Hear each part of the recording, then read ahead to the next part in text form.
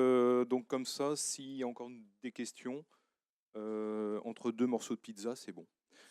Donc voilà, donc là on va passer par une ultime session, plus côté cas pratique en fait, hein. Ouais, oh, un petit peu. Bon, voilà, entre les deux. Donc Jean-Paul va nous parler de Nexendi, de SlapOS, un petit peu aussi d'infrastructure as code, parce que ça reste le grand thème de la journée. Et après, on passe à la pizza party, à l'étage, dans 30 minutes, parce qu'on est contraint par le temps, parce qu'il y a un autre événement ici qui va nous chasser. Voilà. Et oui. Chut. Bon, alors, on va vous donner ça. Hop. Alors, ok. Donc, heureusement que François m'a rappelé que je vais venir aujourd'hui. C'était il y a longtemps qu'on en avait parlé. Je voulais savoir un peu qui êtes-vous? Qui... Alors, moi, je travaille sur un Chromebook recompilé sans Google où j'ai tout recompilé. Il s'efface à chaque démarrage parce que comme ça, je laisse aucune information quand je passe la douane. Donc, je n'utilise que des logiciels libres. Est-ce que vous travaillez plutôt sur des plateformes libres ou propriétaires? Qui travaille sur des Mac ici? Ok, propriétaire, 50%. Qui travaille sous Windows? Ok, on en est à 80%. Et qui travaille que avec des logiciels libres? Ok, 10%. Voilà. C'est faible. Il y en avait plus en fait qui travaillaient avec des logiciels libres au début des années 2000. C'est assez étonnant. Oh, oui, et alors? Fairphone, OpenOS, quand même. Et quand on va sur le site de Sony, il y a toutes les documentations pour installer un AOSP, par défaut, avec vidéo et tout. Donc en fait, de ce point de vue-là, c'est plutôt un progrès. Quand une multinationale pareille explique à ses clients comment se mettre en libre, c'est quelque chose.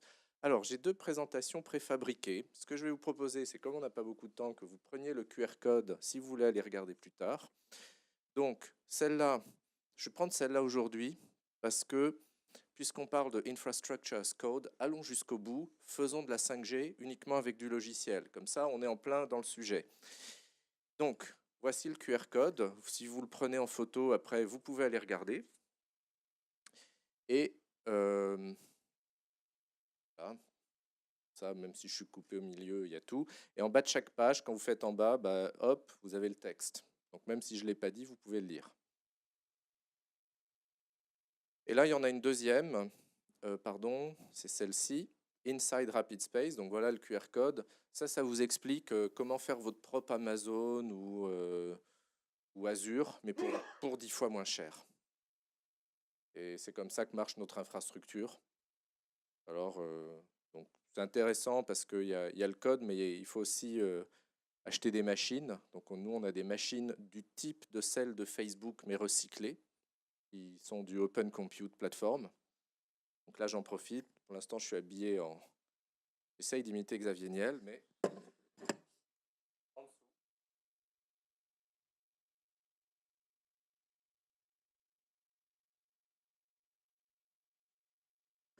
en dessous, c'est du logiciel libre.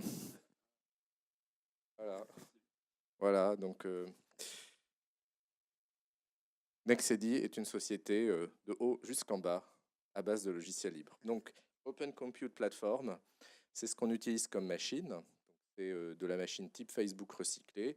Puis après, on a une plateforme qui s'appelle SlapOS, qui, de mon point de vue, est le seul système de cloud libre qui fonctionne vraiment. Après, on met ça dans un data center qui se trouve être à peu près le même que celui d'Azure ou d'Amazon. On achète un petit peu de réseau, d'électricité, et on crée notre Amazon équivalent ou notre OVH killer ou ce qu'on veut killer pour, alors je vais vous montrer les prix plus bas, plus loin.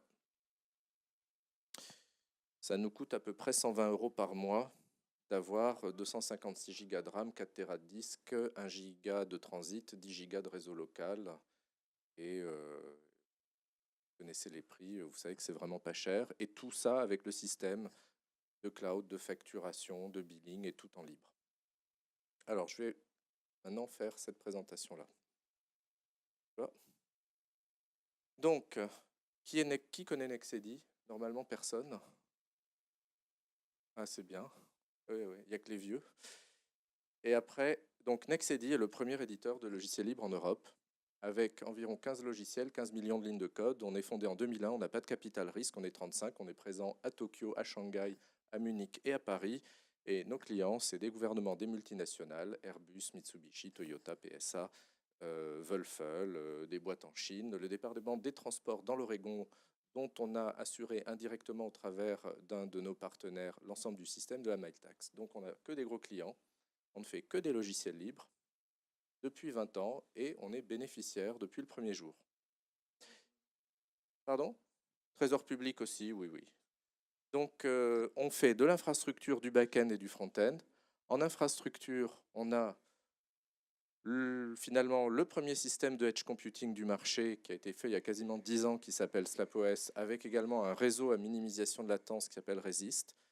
Ça, c'est intéressant pour vous, j'essaierai de vous expliquer pourquoi. Après, on fait de l'ERP, du big data, on va oublier ça aujourd'hui, et du front-end. Alors, le front-end, c'est pas inintéressant pour une seule raison. Par exemple, Office.js, ça vous montre qu'on peut faire l'équivalent de Google Drive dans un navigateur web qui vous fournit une suite bureautique compatible OpenXML qui fonctionne online et offline avec aucun serveur. Donc, quand on pense infrastructure, il y a toujours une façon de faire de l'infrastructure comme du code, qui est de commencer par supprimer l'infrastructure et de ne garder que le code. Donc, quand nous, on fait tourner Office.js dans le navigateur web sans avoir besoin de back-end, on a effectivement transformé ce qui avant nécessitait des tas de serveurs, comme chez Google Drive, en quelque chose qui n'en nécessite plus aucun. Donc, voilà une façon de trivialiser le problème de Infrastructure as Code. C'est très intéressant parce qu'en fait, presque tout développement applicatif aujourd'hui peut se transformer en un développement qui tourne dans un navigateur en WebAssembly ou en JavaScript. Par exemple, les derniers trucs qu'on fait, c'est du machine learning dans un navigateur avec du scikit-learn qu'on a porté en WebAssembly. Ça nous permet de fournir de l'intelligence artificielle à 1 million d'utilisateurs et ça ne nous coûte rien du tout. Donc, première, disons, leçon, en quelque sorte, une des façons les plus efficaces de transformer l'infrastructure en code, c'est de supprimer l'infrastructure et de garder le code. C'est beaucoup plus général et beaucoup plus facile qu'on ne le croit. Donc, aujourd'hui, on va plutôt parler de Resist et SlapOS. Et alors, qui a entendu parler de CF Engine? C'est historiquement, en fait, le système de gestion de toute l'infrastructure de Facebook. Et avant ça, c'est un logiciel qui a été écrit par un professeur de l'université d'Oslo qui s'appelle Mark Burgess, qui est en fait l'inventeur des systèmes autoconvergents. Et l'idée forte qu'il y a derrière, c'est que si vous voulez faire un système stable, il faut en fait définir l'état à atteindre, ce que le système doit être, et laisser le système converger par lui-même vers ce qu'il est censé être. Mais il faut éviter de définir ce que le système doit faire. Donc, quand vous faites un grand système, disons de cloud ou autre, et que vous dites étape par étape, fais ceci, fais cela, fais ceci, fais cela, ça fait des systèmes instables. Quand vous faites un système où vous dites quelque part de centrale, voilà, vous êtes censé être dans tel état, et on laisse chacun des nœuds dans le système réparti auto-converger vers l'état à atteindre, ça fait quelque chose de stable. Donc, par exemple, quand on utilise Ansible en l'exécutant sur les nœuds, sans mettre de serveur central qui se connecte par SSH vers chaque nœud, et qu'on laisse chaque nœud de lui-même exécuter la recette pour auto-converger vers l'état à atteindre, on a un truc super scalable et super stable. C'est comme ça que nous configurons nos interfaces réseau. On n'a pas besoin d'un serveur central pour exécuter Ansible sur 10 000 machines. Et on applique une théorie scientifique reconnue du professeur Burgess, appliquée chez Facebook et ailleurs, qui est l'idée qu'il ne faut pas décrire ce qu'il faut faire, il faut décrire ce que l'on est censé être. Et laisser chaque disons, nœuds indépendants, chaque serveur auto-convergé. Donc SlapOS est probablement le seul système de cloud fondé sur cette idée d'auto-convergence. Et c'est pour ça que vous regardez combien l'État français a dépensé pour les clouds souverains à coup d'OpenStack et ce qu'il a obtenu à la fin. Vous êtes au-dessus de 100 millions de dépenses et pas grand-chose comme résultat. Nous, pour 1 million d'euros, on a un système aujourd'hui qui est déployé justement pour le big data d'une des antennes du ministère des Finances. Donc pour 100 fois moins de R&D, on a quelque chose qui marche. Donc cette idée de système autoconvergent, de promesse, ce n'est pas nous qui l'avons inventé, on est juste allé lire ce que disaient les profs il y a 25 ans. Ne dites pas à un système ce qu'il doit faire, définissez ce qu'il doit être. Faites du déclaratif, ne faites pas de l'impératif. Vous avez déjà appris ça ou pas? Non, hein, ça s'apprend nulle part. Donc quand on va dans une école et qu'on apprend l'administrateur système, on tape des commandes, crée un directory, installe un package, crée un directory, installe un package. Le problème, c'est quand on lance 2 fois la commande crée un directory, il dit désolé, le directory est déjà créé. Donc dans ce cas, on va dire crée un directory sauf s'il est déjà créé. Et on fait un code horrible, et c'est comme ça qu'on fait des systèmes pas stables. Si on a défini dans un fichier, on est censé avoir tel directory créé, tel package installé, tel service qui tourne. Après, on écrit à côté un code qu'on peut éventuellement mettre à jour. Ce qui est bien, c'est que le code qui sert à atteindre l'état souhaité, c'est-à-dire avoir tel directory, tel package, ce code il peut être faux, on le corrige, on le lance une deuxième fois, mais à la fin, comme on a bien spécifié comment le système doit être, à la fin, ça converge. Donc c'est pareil chez nous, aucun de nos ingénieurs n'a jamais appris ça. Pourtant c'est vieux. Et pourtant ça marche. Et pourtant c'est comme ça que Facebook marche. Le deuxième truc, résiste. Donc ça c'est intéressant. Est-ce que vous avez déjà entendu parler de quelque chose comme OpenFlow? Quoi? Pardon? Ouais. Ouais. En fait, on peut se passer complètement d'un réseau, disons, virtualisé de niveau 2, si on comprend comment fonctionne le routage. Alors, qu'est-ce qui va plus vite sous Linux, le routage ou le switching? Non, c'est la même vitesse, parce qu'il n'y a pas de copie de mémoire dans le noyau pour le routage. Avant, il y avait, mais il n'y a plus. Alors évidemment, si on délègue le forwarding, le switching à la carte réseau avec le bon driver, etc., et que ça passe pas par le kernel, évidemment, ce qui passe pas par le kernel ira plus vite. Mais si je fais du switching avec le kernel ou du routage avec le kernel, c'est kiff-kiff aujourd'hui. Et donc, quand vous lisez par exemple les tutoriels sur QEMU, sur KVM, comment en fait lancer plusieurs machines virtuelles dans votre machine physique, on vous dit créer un bridge, on vous parle de niveau 2, on vous explique jamais qu'on peut le faire avec du routage. Très très rare. Donc en fait, on peut tout faire avec du routage. Dans un réseau, on peut même le faire plus simplement. Et on bénéficie, quand on fait du routage, alors je ne suis pas suffisamment spécialiste de réseau, mais je crois que ça s'appelle le théorème du diamètre, qui fait qu'on peut obtenir des réseaux routés beaucoup plus grands et beaucoup plus stables que quand on fait une espèce de réseau de niveau 2 scalé au niveau mondial. Resist, ça permet en fait de déployer des infrastructures routées en IPv6 ou en IPv4 à l'échelle mondiale, gérées de façon complètement automatique en se passant complètement de routeurs Cisco ou Juniper et avec des choses sympas comme de la minimisation de latence. Par exemple, quand on va de Amazon à Amazon et que le réseau d'Amazon est un petit peu lent, il arrive à trouver des chemins plus rapides en sortant d'Amazon. C'est l'expérience qu'on a faite. Alors, ça c'était la conférence. Donc, ce que vous voyez là, c'est un extrait de SlapOS. Et SlapOS, ça sert à déployer de façon automatique des services orchestrés de complexité arbitraire. Par exemple, les 40 nœuds de calcul d'un ERP avec 2 bases de données, du disaster recovery effectué chaque jour et testé. Et ce qu'on peut faire aujourd'hui, c'est que ça, en fait, c'est en fait un PC qui fait tourner un logiciel de Software Defined Radio. C'est-à-dire c'est un logiciel qui prend une porteuse, par exemple, à 2,6 GHz, Cette porteuse est convertie par une carte qui ressemble à une carte son en des qubits avec une bande passante d'à peu près 20 MHz. Et le CPU Intel fait tous les calculs pour simuler le protocole LTE et maintenant NR.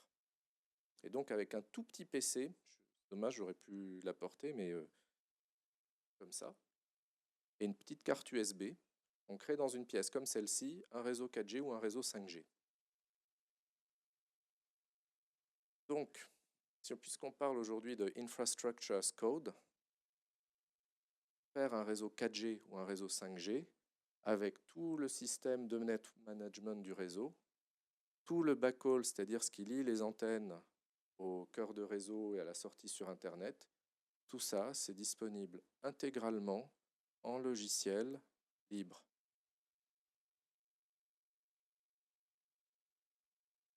Non, il marche pas assez bien. Mais c'est joli logiciel, mais en LTE, celui qui marche le mieux, c'est hélas propriétaire, c'est Amarisoft par Fabrice Bellard. Le deuxième qui marche à peu près, c'est SRS LTE par des Irlandais. Après, il y a Open Air Interface, dont peut-être que certaines versions fonctionnent, mais je suis en train de chercher lesquelles, j'espère les trouver. Mais par exemple, quand vous prenez le TGV de Paris à Lyon, le réseau LTE est fait par du logiciel d'Amarisoft. Donc c'est vraiment déployé. On sait faire de nos jours, ils ont tout le traitement radio, on sait le faire avec du code. Quelle heure est-il? 8 minutes, c'est ça? Alors, ça, on n'a pas le temps de voir, vous aurez le temps de regarder. Ça, c'est plus intéressant. Donc, Nexedi, on a eu un jour un problème, c'est qu'on a voulu en fait étendre notre réseau en Chine. Et entre l'Europe et la Chine, il y a quelque chose qui s'appelle le Great Firewall. Dès que vous faites un lien HTTPS depuis la Chine vers la France, la première fois ça marche, la deuxième fois ça marche, la 10e fois c'est lent, la 20e fois ça marche une fois sur 2, la 100e fois ça marche une fois sur 10. Quand vous faites votre 1000e wget en HTTPS, ça ne marche plus. Vous saviez ou pas? Vous savez que GitHub ça marche pas en Chine?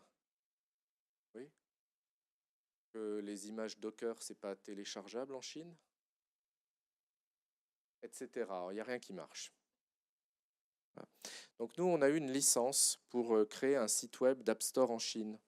Donc on a notre Git qui est dispo en Chine, nos applis HTML5. On a le droit d'avoir des CDN et des front-end en Chine. Et on a voulu alors créer un réseau, en fait, à force d'avoir des choses en Chine, pour lier des serveurs en Chine et des serveurs en France. Comme Internet ne marche pas, ça veut dire qu'on est obligé de créer notre réseau. Que Internet ne marche pas, il faut créer un Internet qui marche. Donc ce qu'on a fait, c'est qu'on a combiné des tunnels OpenVPN, des tunnels GRE, des tunnels 6in4, des tunnels FOU, des tunnels IP dans IP, tout ce qu'on peut imaginer. Et on a créé une espèce de réseau de niveau 2 mondial avec toutes sortes de tunnels de technologies différentes. Et par-dessus ça, on a mis un protocole de routage à minimisation de latence qui s'appelle Babel. Vous connaissez OSPF? OSPF pourrait avoir comme successeur Babel. Babel, ça vient de Julius Strobotchek à Paris 7. Et Babel, c'est un protocole qui permet d'avoir des métriques différentes, par exemple passer par le chemin avec le nombre de hops le plus faible, passer par le chemin avec la latence la plus faible, passer par le chemin le moins cher. La latence, le chemin et la distance se programment dans Babel. Donc on a voulu, nous, se créer notre infrastructure réseau mondiale. On n'est pas très riche. Donc notre niveau 2, c'est du code, c'est des tunnels OpenVPN, GRE, 6in4, etc. Nos routeurs, c'est Babel. Et en faisant ça, on arrive aujourd'hui à permettre à des gens qui ont des sites en Europe de commerce électronique de les rendre disponibles en Chine sur une infrastructure réseau intégralement logicielle et faite uniquement avec du routage. Donc là, je pense à un autre exemple. Infrastructure as Code, c'est ça? Voilà. Niveau 2, c'est du code, routage par-dessus. Toute petite boîte comme nous arrive à se créer son Internet, son réseau interne. Puisqu'en fait, vous savez que Google, Facebook, tous ont leur réseau interne, comme Baidu, comme Tencent. Ben, nous aussi. Et le logiciel qui fait ça s'appelle Resist. C'est un autre logiciel libre de Nexedi. C'est très facile à mettre en place et ça permet à n'importe quelle PME de devenir son propre opérateur de télécom avec son AS IPv6, son range, et chacun de ses serveurs dans le monde agit comme routeur pour son voisin. Ça, on a vu. Alors, maintenant, soyons un peu méchants. Donc, on a inventé il y a 10 ans le edge computing quand on a voulu mettre des serveurs chez les gens à la maison. Alors, c'est pour ça qu'on a créé Resist, parce qu'on s'est rendu compte qu'Internet ne marchait pas. Il y avait beaucoup de pannes de routage, que la Freebox délivrait des adresses IPv6 qui, au bout d'un certain temps, n'étaient plus routées, que l'IPv6 d'online ou de VH était beaucoup moins fiable que l'IPv4, que chez Telenor, il y avait des DPI qui mangeaient des paquets sur l'IPv6. Donc en se rendant compte à quel point Internet ne marchait pas, on a commencé à créer notre réseau, d'où Resist. Et alors, on a toujours deux questions. Pourquoi vous ne faites pas du OpenStack? La réponse simple, ça ne marche pas. Comment je peux dire que ça ne marche pas? On a essayé, on en a acheté chez Rackspace et chez OVH. Et on a loué des machines virtuelles. Et puis on a comparé par exemple le nombre de reboots inopinés d'une VM Rackspace ou OVH, un serveur du genre bon serveur de facturation ou un gros site web, et on regarde combien de fois dans l'année ça reboot. À côté, ça c'est du OVH bare metal, soit dit en passant 10 fois moins cher que du OpenStack OVH. Et on a beaucoup de machines et on a fait une moyenne du nombre de reboots. Alors on est à 0,11 reboots inopinés par an quand vous prenez du bare metal chez OVH, entre 3 et 5 quand vous prenez de l'OpenStack. Rackspace entre 1 et 2. Alors vous mettez par exemple un shuttle. Ah pardon. Prenez un shuttle que vous mettez à la maison en Allemagne, sans aucune redondance. Vous avez zéro reboot par an. Vous faites la même chose au Japon, il y en a un par an parce qu'au Japon, on doit couper l'électricité obligatoirement une fois par an pour vérifier les fils électriques. En France, on est à 2. Donc ça vous explique pourquoi on ne fait pas du OpenStack. Tous les gens que nous connaissons qui en font ont la même expérience. Et nos clients grands comptes, on les a vus chez Amazon avec les vendeurs d'Amazon dire « Vous savez bien que le cloud open source, ça ne marche pas. Regardez votre expérience OpenStack en interne. » Effectivement, qui est désastreuse.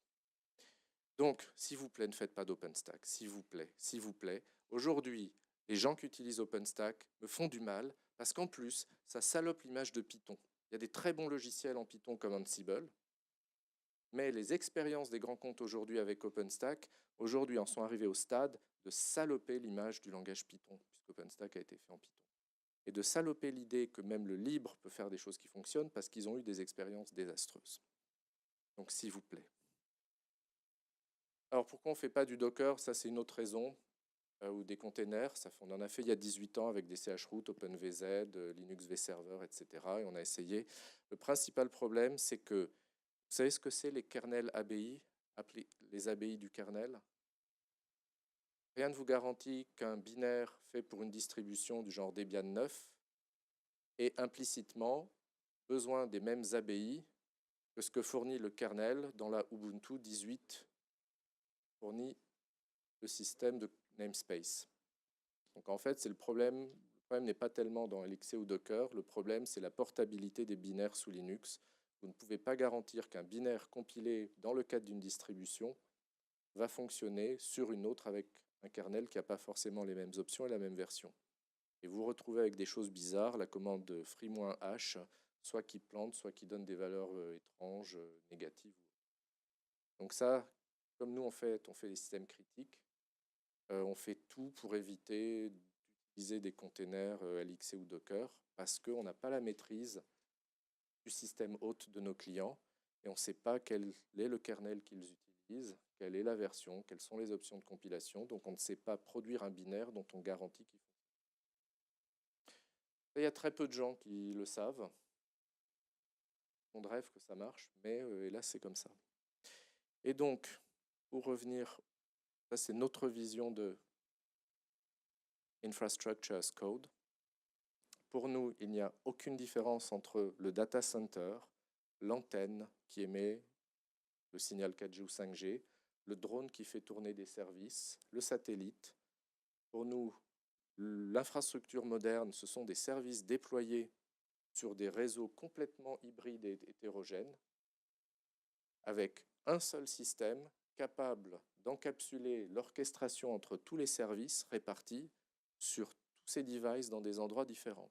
C'est déjà des choses qu'on déploie aujourd'hui dans des projets commerciaux, où on a en fait un système central SlapOS qui déploie simultanément le réseau 4G, ce qui tourne dessus, le Edge avec l'accélération HTTP, le buffering pour les IoT qui arrivent. Pour nous, ça, c'est devenu business as usual. Et on n'a que un logiciel, un seul langage à connaître. Très, très simple. Dernière chose, qu'est-ce que sont les nano-containers, c'est du marketing, de SlapOS? C'est simplement recompiler du code à partir de la glibc. La glibc, c'est la seule chose qui assure la compatibilité ascendante d'une version de Linux à une autre, parce que c'est le seul projet libre qui est un peu sérieux en termes de respect de la compatibilité ascendante. Et il faut bien voir que sur Linux, sur la glibc, sur GCC, une grande partie du travail est fait chez Red Hat. Et glibc est un projet merveilleux en termes de compatibilité ascendante. Donc nous, ce qu'on a fait, c'est qu'on a tout construit dessus avec une approche déclarative, dire ce que c'est censé être et pas ce que ça doit faire, compatible avec du bare metal, donc c'est-à-dire pouvoir tourner sur un Android, sur un tout petit serveur sans virtualisation, fonctionner avec du temps réel dur. Par exemple, quand vous faites du signal radio, il faut en fait affecter le process à un C-group et à un cœur du processeur, faire des réglages assez compliqués de noyau Linux, sinon ça ne marche pas. On veut pouvoir gérer plusieurs versions de chaque logiciel, plusieurs instances de chaque logiciel dans plusieurs versions. On veut que tout ça fonctionne sans avoir à être root, parce que si on doit faire tourner des choses en root, c'est quand même moins bien que si on ne le fait pas en termes de sécurité. On veut aujourd'hui être portable d'une distrib Linux à une autre, voire être portable sur OpenBSD, FreeBSD et autre chose que Linux. Et on veut être capable de reconstruire 10 ans après ce qu'on construit aujourd'hui. En fait, ça, c'est l'ensemble des contraintes que nous nous imposons dans nos déploiements automatiques. J'aurais pu ajouter que l'environnement de test doit être le même, en quelque sorte, que l'environnement de production, et c'est effectivement le cas chez nous. Il est 33, donc on est virable à chaque instant. Voilà à quoi ça ressemble. Là, j'ai par exemple une instance de développement qui s'appelle un web runner, où je vais essayer d'aller vers elle.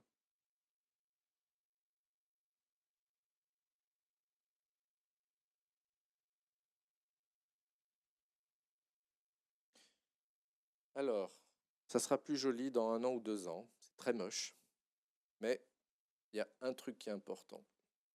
Donc dans les leçons, l'usage de machines avec un environnement de développement local a été banni chez Nexedi il y a 5 ans. Seuls les développements à travers un navigateur web à distance sur un environnement machine inconnu sont autorisés. Ça nous a permis de supprimer la différence entre les pratiques de développement de notre bureau de Paris, de Tokyo, de Munich. Et on a une deuxième chose, c'est que si on n'a pas décrit dans un projet ce que c'est censé être, que par exemple on rajoute un petit fichier quelque part où on le modifie, il y a un run qui se fait toutes les heures et qui efface tout ce qui n'a pas été défini dans ce qui est censé être. Violent comme ça. Eh bien, si on n'avait pas fait ça, nos méthodes de développement à Tokyo, à Munich et à Paris continueraient à être différentes. Machin tweakerait son MariaDB de cette façon-là. Bidule ferait son HAProxy d'une autre façon.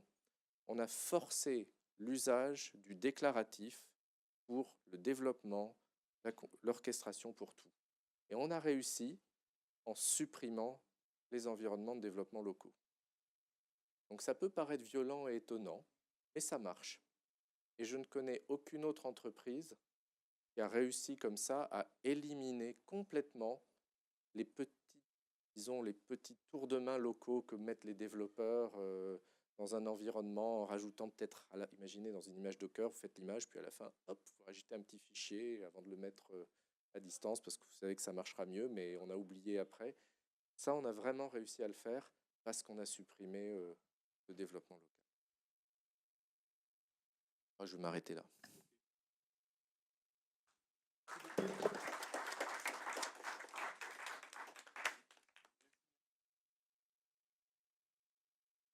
Donc on attend pour une ou deux questions. Et puis après, on monte là-haut. Donc ce sera au premier étage. Donc quand vous montez, donc avant de prendre la sortie, vous prenez l'escalier qui est tout de suite à gauche et c'est au premier étage. Donc les pizzas vont arriver d'ici 10 minutes. Voilà, donc la bière est déjà installée, les boissons sont installées, les petits gâteaux sont installés aussi. Donc un certain nombre de speakers seront là-haut, donc n'hésitez pas à les voir. Faites du réseautage parce que ça sert aussi à ça. J'espère en tout cas que vous avez appris quelque chose, que Jean-Paul vous a encore montré effectivement encore aussi une autre vision de comment on peut faire aujourd'hui du bon code, voilà, ou du bon projet en tout cas. Et c'était intéressant effectivement de t'avoir ici pour montrer effectivement une autre vision des choses. Voilà. En tout cas, j'espère que cette journée vous a plu, qu'elle vous a apporté surtout des éléments de réponse, que ça vous a introduit le sujet de la phrase code, parce que je sais que c'est pas toujours un sujet extrêmement facile. On en parle, mais au bout du compte, on ne sait pas exactement ce que c'est bien souvent. Voilà. En tout cas, un grand merci à vous d'être venus. Donc les slides, les vidéos seront disponibles prochainement sur le site de Programmer et tous les inscrits dont vous êtes évidemment seront avertis quand ce sera en ligne. Voilà. En tout cas, une très bonne soirée à tous. Pour celles et ceux qui restent pour les pizza party, on se retrouve là-haut dans quelques minutes. Merci encore à tout le monde.